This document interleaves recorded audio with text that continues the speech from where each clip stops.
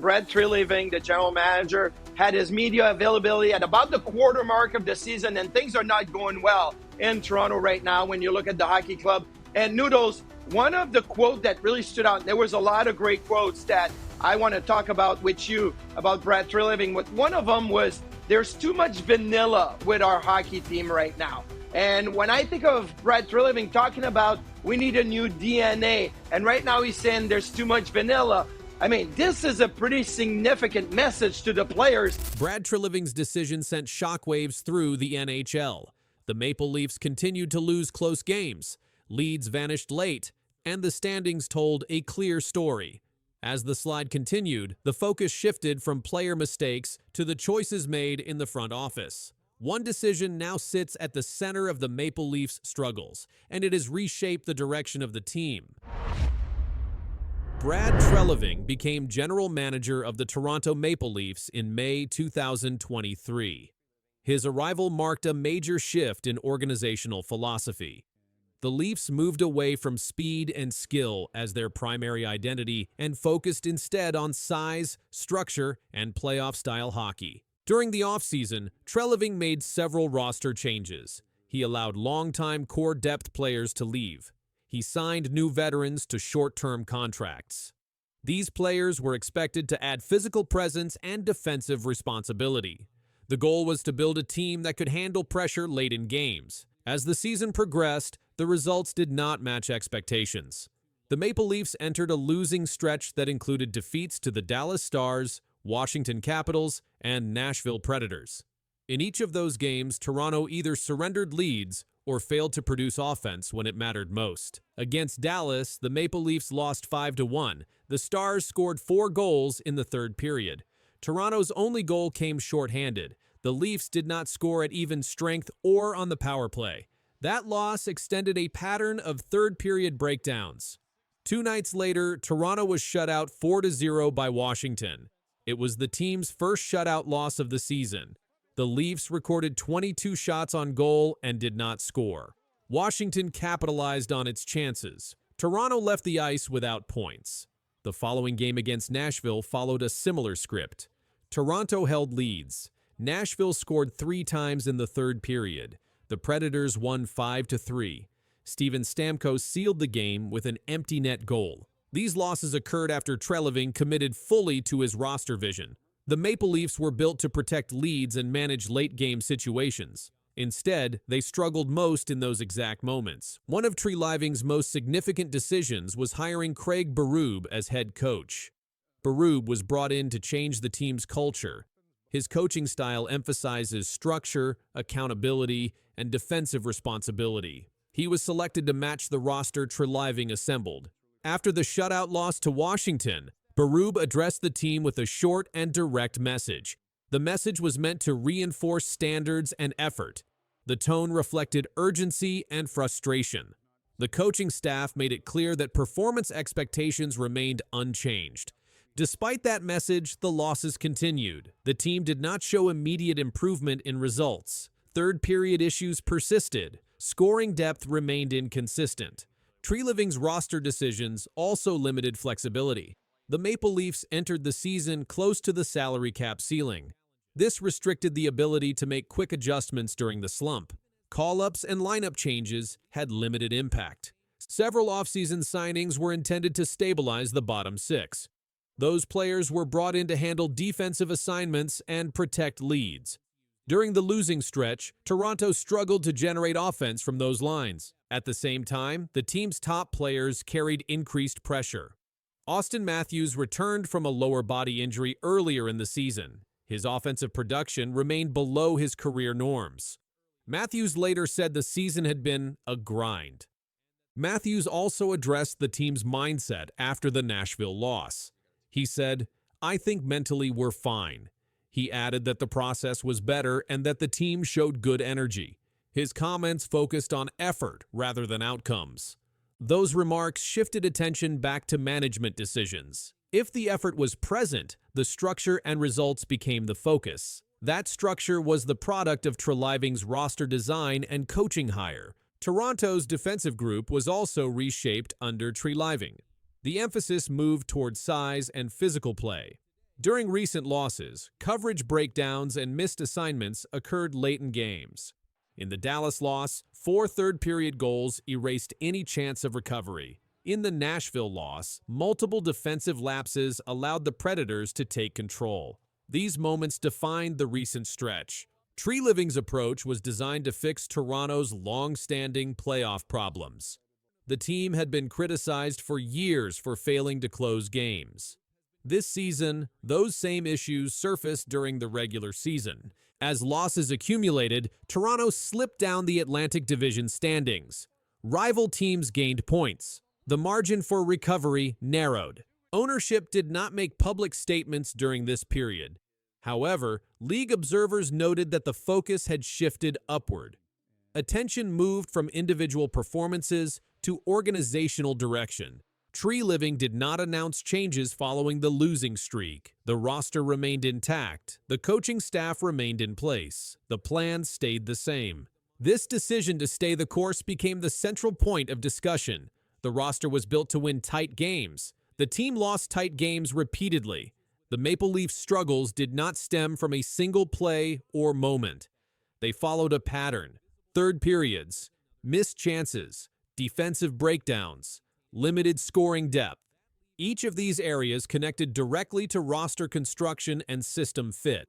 Those areas trace back to one central decision-making authority. Brad Treliving's commitment to his vision defined the season's direction. As losses continued, that commitment became the focal point of league-wide attention. This script reflects verified game results, post-game comments, and organizational decisions reported by established news outlets during the Maple Leafs' recent losing stretch. Sometimes we've scored more goals. So I look at it really in a couple of areas in particular. We just got to play a more connected game, starting defensively. We've given up too much, and that's on our whole group, from our goaltending right through our whole group. We've given up too much defensively. That wasn't this team last year, right? So we've given up too much defensively. We're not playing connected. Brad Treliving just did exactly what Toronto feared. The Maple Leafs are falling fast, the pressure is rising, and the signs are now hard to ignore. Their problems are showing in every part of the ice. The team keeps slipping, the roster stays the same, and the losses keep adding up. Toronto hoped this would not happen again, but now the warning signs are everywhere. The Maple Leafs entered this season with big hopes. They had a strong core, a clear plan, and a front office that promised stability.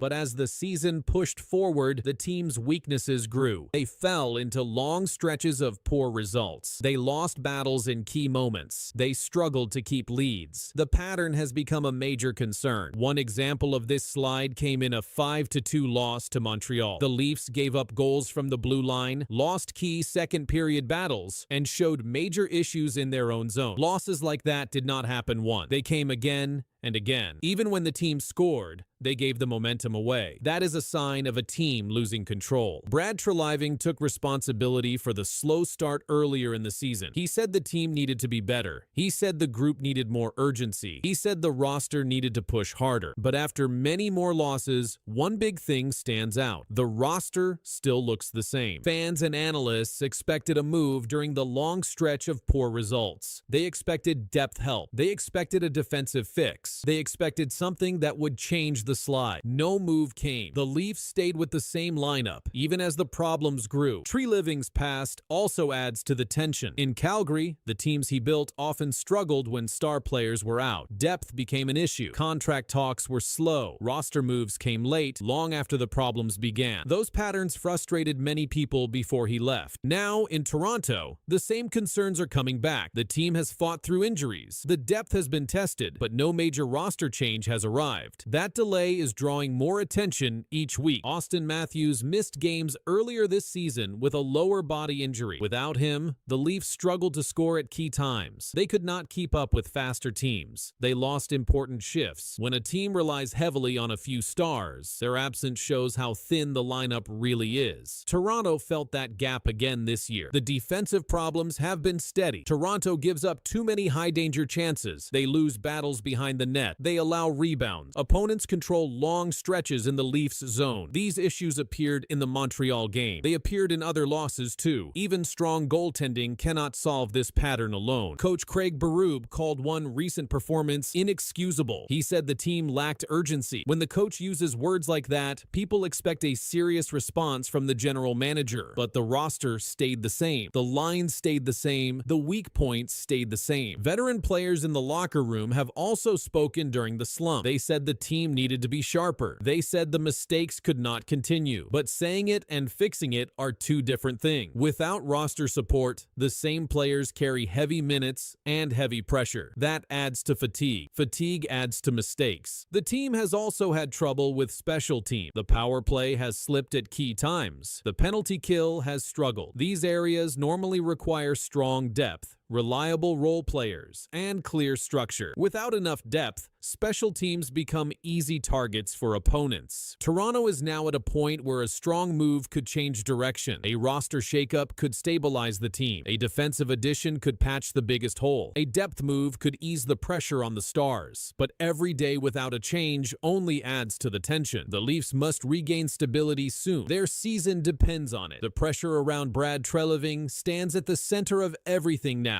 The team is falling, the fans are watching, and every game from here forward carries weight. The next decision from the front office may decide how far this slide goes, or whether it finally ends. And the results are now showing on the ice. The Maple Leafs have lost 7 of their last 8 games. Their structure is breaking down, and there has still been no meaningful roster move to fix the slide. Toronto hoped the mistakes from his past would not follow him here. But now, they are becoming impossible to ignore. The Maple Leafs entered this season with high expectations. They had a veteran roster, an established core, and a front office built to push them deeper in the playoffs. But the recent stretch has exposed something deeper. The team is slipping fast, and the general manager has not taken the steps many expected during this downturn. The Leafs their 7th loss in 8 games. During a stretch like this, many teams make adjustments. But Toronto has waited, and that delay has become a major focal point. Brad Treliving arrived after his time in Calgary, where similar patterns existed. In Calgary, the roster saw players leave, contract talks stalled, and depth became a repeated concern.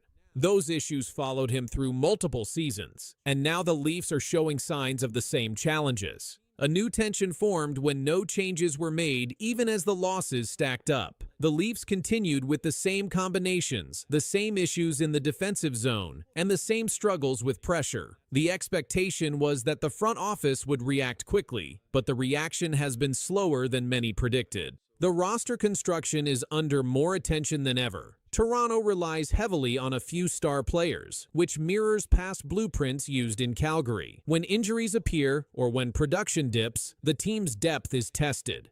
Right now, that depth is being tested heavily, and the results show a gap that has not been filled. A rehook becomes clear. The Leafs' identity now depends on solving problems that have not been solved yet, and those problems are growing while the team tries for body injury and still does not have a set return date. The team continues sliding. The pattern of losing has alarmed many observers, and the stability of the core group has been questioned more than once this month. In Calgary, during Treliving's tenure, similar struggles happened. When star players were unavailable, the team lacked enough depth to compete at the same level. Roster changes came late, and contract decisions were delayed. That timeline frustrated the organization before he left. Now in Toronto, the timing of decisions is being watched closely. The Maple Leafs have not made a major roster adjustment during one of their worst stretches of the season.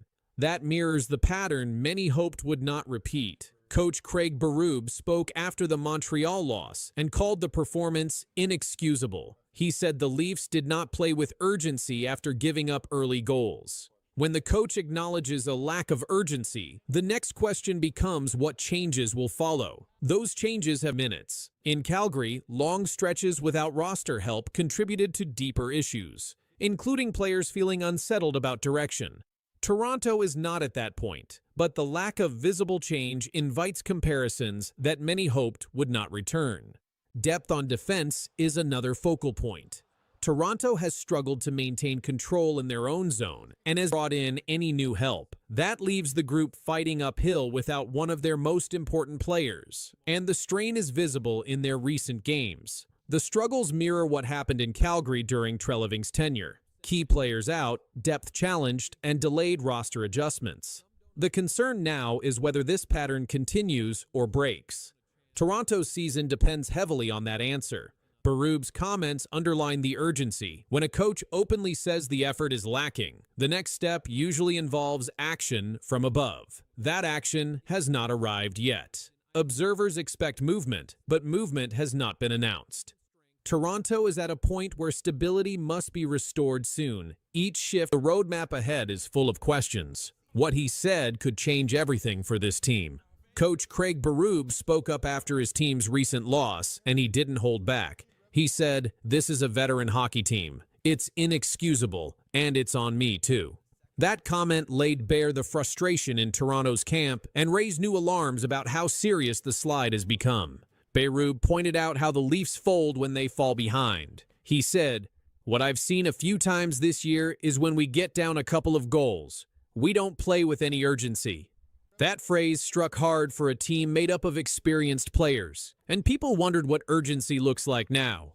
In the game he referenced, the Leafs lost 5-2 to the Montreal Canadiens. The team gave up too many goals, too many bad moments, and it all happened in the second period. The collapse raised the question, how do they stop this from happening again? Berube also took ownership. He said the fault is on all of us. His taking responsibility comes as the team's losing streak grows and the confidence dips. That honesty matters, but the effect will depend on what happens next on the ice. The Maple Leafs have been losing most of their recent games. They are veteran-loaded but still falling into bad habits. The coach's comments came at a point where results must change, or the room must shift. The tension is now visible inside the locker room. Another rehook. Berube talked about structure and mindset. He said, "We don't value the defensive side of the puck enough." That means the team's struggles are not just about scoring, they're about identity. Fans and analysts are now watching how the Leafs will respond. The roster is packed with star power, yet the losses continue. When a coach publicly criticizes effort and preparation, it signals that something major must adjust. The Maple Leafs face their next opponents with more on the line than just a win or loss. In practical terms, this affects how lines are deployed, how minutes are shared, and how special teams perform. When leadership questions start leaking into public corners, the team's unity and focus must tighten. The next few games will be very telling. Another rehook appears. The coach's words echo across the league. Other teams see the tension. Opponents know Toronto is vulnerable. The Leafs will need to fight more than ever to prove those words were not just talk. Despite the names and skill on the roster, the simple hockey fundamentals winning battles, checking hard, sticking to structure, are faltering. Berube identified those small details. When those fall apart, even a deep team can suffer. The growing doubt is now part of the narrative. The next stretch of games could define the season. If the Maple Leafs can't fix the core issues Berube highlighted, the losses may multiply. At the same time, a short burst of strong games could flip momentum back. That makes every crease, every play, every action matter. Coach Berube's message will echo at practice, in the locker room, and on the bench. But the true test comes in games. When pressure mounts and adversity strikes, how the team responds will show if the criticism was needed and if the team can handle it. The spotlight has turned inward for the Leafs. Questions about effort, structure, and defense are now louder than questions about scoring or star power. Berube made that shift. Now the media, fans, and opponents will see what the team does next. Another rehook. The next loss will not just be another loss, it may be a signal. The next win may not just restore confidence, it may reset the season. How the Maple Leafs handle this moment could define more than the next few games. In summary, but not the ending, Berube's public remarks open a new chapter for the team. The identity changes, the urgency intensifies, and the outcomes begin to shift. But whether this is a pivot point or deep slide depends on what the Leafs do on the ice starting now. The camera will watch the team's response. The players will feel the pressure, The coach has spoken. Now everyone is waiting. Yeah, well, I didn't think the first period was that bad, but made a mistake on the first goal, second goal, it's a bounce. But what upsets me is we come out in the second period down 2-0. You think we're going to make a push, and we didn't.